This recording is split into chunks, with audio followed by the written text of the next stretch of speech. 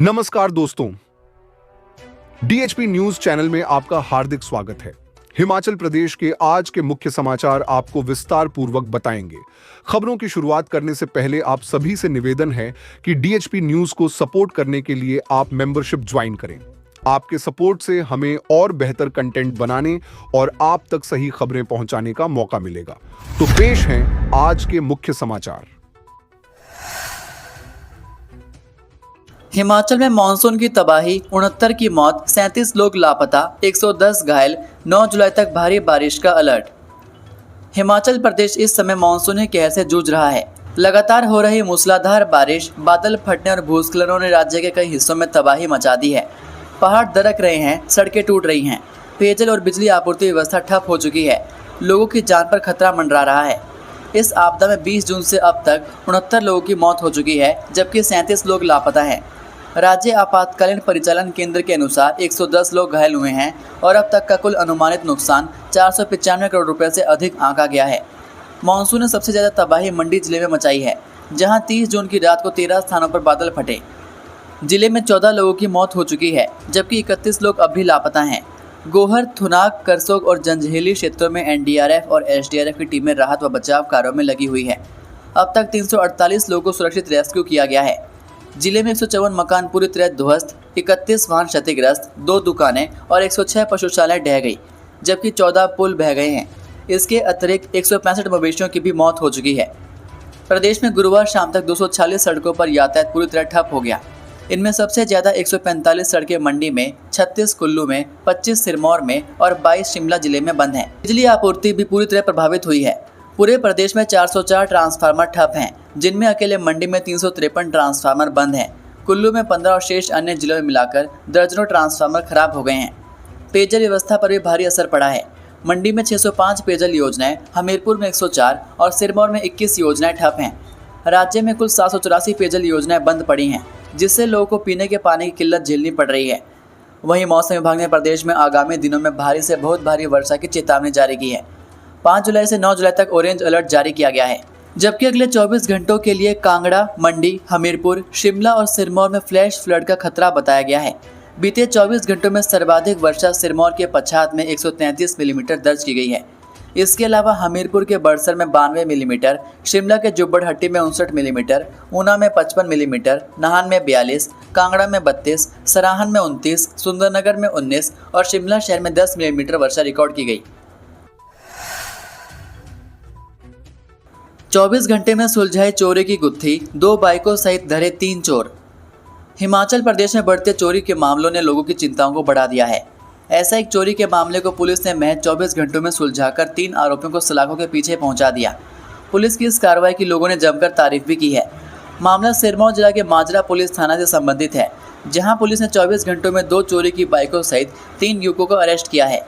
दरअसल माजरा थाना क्षेत्र से बाइक चोरी की शिकायत जब पुलिस को मिली तो पुलिस ने त्वरित कार्रवाई करते हुए न सिर्फ चोरी की 2 बाइकों को बरामद कर लिया, बल्कि चोर गिरोह का पर्दाफाश करते हुए 3 आरोपियों को भी धर दबोचा।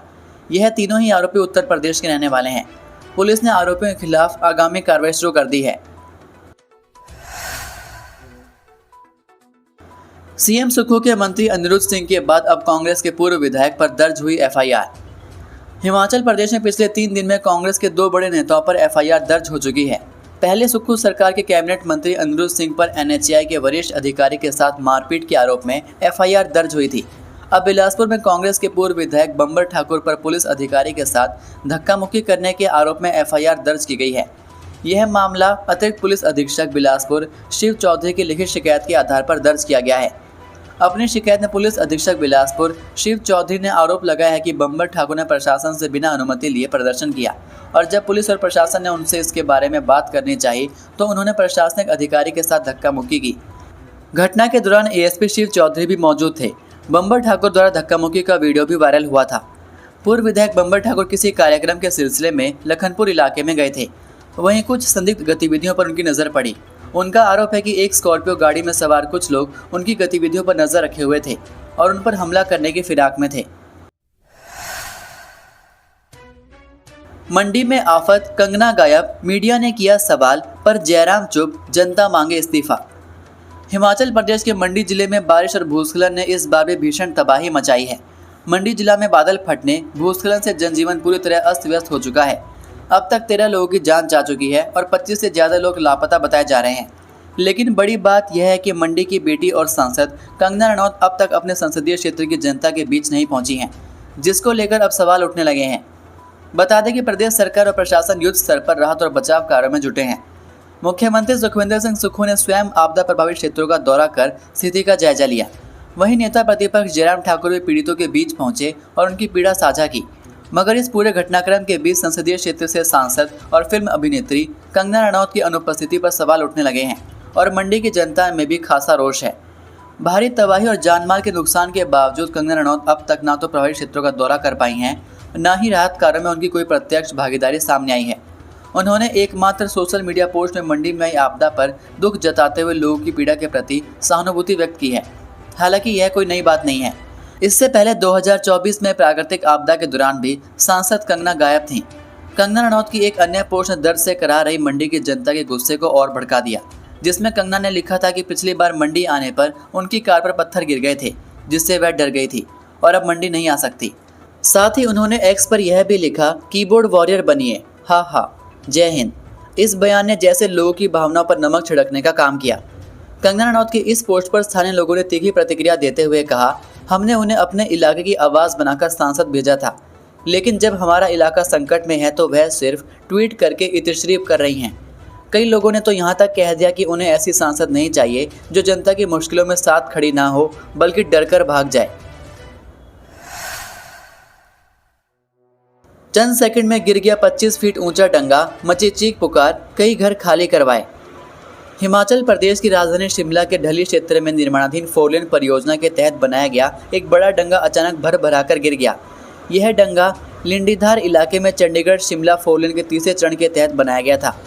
करीब 20 से 25 फीट ऊंचा यह डंगा महज 5 से 7 सेकंड में जमींदोज हो गया, जिससे क्षेत्र में दहशत फैल गई। डंगा गिरने से जहां कई घर खतरे की जद में आ गए हैं, वहीं डंगे के ठीक नीचे बने एक घर के अलावा आसपास के कई घरों को खाली करवाया जा चुका है। वहीं एक स्थानीय किसान का सेब बगीचा भी इस डंगे की चपेट में आकर पूरी तरह से क्षतिग्रस्त हो गया है। इस हादसे ने जहां लोगों के बीच दहशत का माहौल बना दिया, वहीं 4 लेन की गुणवत्ता और निगरानी व्यवस्था पर भी गंभीर सवाल खड़े कर दिए हैं। स्थानीय लोगों का कहना है कि यह डंगा कुछ ही समय पहले खड़ा किया गया था और इसके गिरने से अंदाज़ा लगाया जा सकता है कि निर्माण कार्य में तकनीकी मानकों की अनदेखी की गई है। ग्रामीणों ने प्रशासन से इस मामले की निष्पक्ष जांच और दोषियों के खिलाफ कड़ी कार्रवाई की मांग की है। ग्रामीणों का कहना है कि 4 लेन की लापरवाही के चलते ही आज यह भारी भूस्खलन हुआ है, जिसकी चपेट में आने से सैकड़ों सेब के पौधे दब गए हैं। वहीं प्रशासन को भी एहतियात के तौर पर 5 घरों को खाली करवाना पड़ा। इस डंगे की चपेट में आने वाले लोग सुरक्षित स्थानों की तरफ पलायन करने को मजबूर हो गए हैं। भीषण तबाही में भी अडिग रही एक अंगुली से हिलने वाली ये शिला पांडव से जुड़ा है कनेक्शन। हिमाचल प्रदेश की मंडी जिला के सराज घाटी में बादल फटे, पहाड़ दरके और गांव मलबे में समाते गए। तबहर और तबाही और चीख पुकार का मंजर था। मंडी जिला के जंझेली घाटी के कुताह गांव में स्थित पांडव शिला भी इस भीषण आपदा की जद में थी।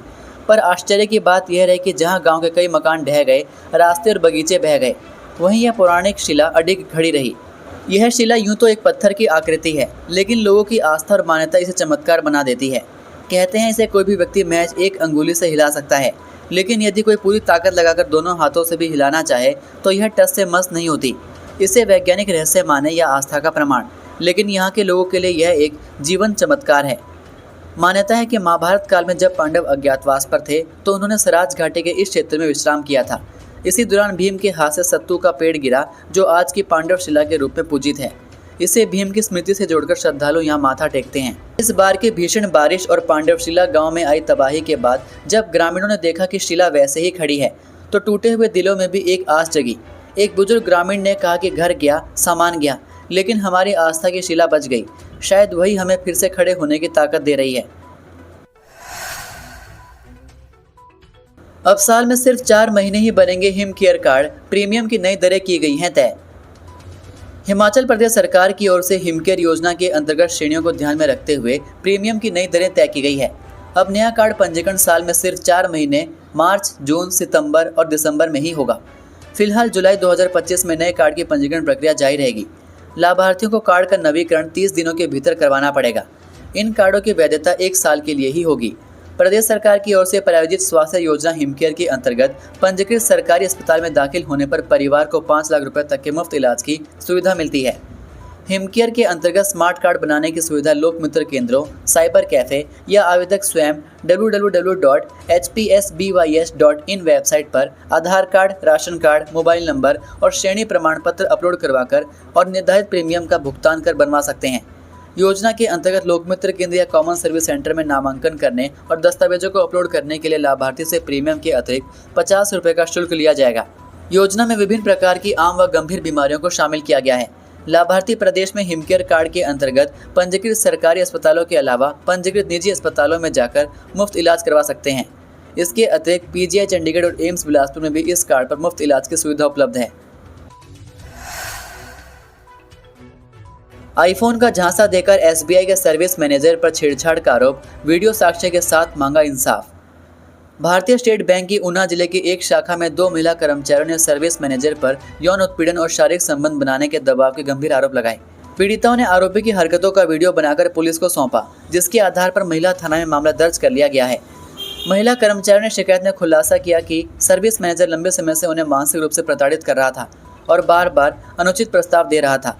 महिलाओं का कहना है कि जब उत्पीड़न हद से बढ़ गया तो उन्होंने साहस दिखाते हुए आरोपी की हरकतों का वीडियो सबूत इकट्ठा किया और पुलिस के पास पहुंची। पुलिस से मिली जानकारी के अनुसार आरोपी सर्विस मैनेजर पीड़िता को आईफोन दिलाने का लालच भी दे रहा था और लगातार अशोभनीय व्यवहार कर रहा था। घटना सामने आने के बाद बैंक परिसर में हड़कंप मच गया। यह पिछले 4 वर्षों में ऊना जिले के भीतर भारतीय स्टेट बैंक की शाखाओं में सामने आया दूसरा ऐसा मामला है। मामले की पुष्टि करते हुए अतिरिक्त पुलिस अधीक्षक संजीव भाटिया ने बताया कि पुलिस ने सर्विस मैनेजर के खिलाफ आईपीसी की विभिन्न धाराओं के तहत एफआईआर दर्ज कर ली है। उन्होंने कहा कि शिकायत में दिए गए वीडियो साक्ष्य भी पुलिस के पास हैं और मामले की गंभीरता से जांच की जा रही है। पुलिस ने आश्वासन दिया है कि दोषी के खिलाफ कड़ी कानूनी कार्रवाई की जाएगी। ये थे आज के मुख्य समाचार। हिमाचल प्रदेश की बड़ी खबरें रोजाना जानने के लिए सब्सक्राइब कीजिए DHP न्यूज़ चैनल को और बेल आइकन पर क्लिक करें, जिससे आपको प्रदेश की बड़ी खबरें हमारे द्वारा मिलती रहें। वीडियो को लाइक और शेयर ज़रूर कीजिए और आप हमारी वीडियो कौन से शहर से देख रहे हैं नीचे कमेंट करके ज़रूर बताइए। वीडियो में अंत तक बने रहने के लिए आपका बहुत बहुत धन्यवाद। जय हिंद, जय भारत, जय हिमाचल।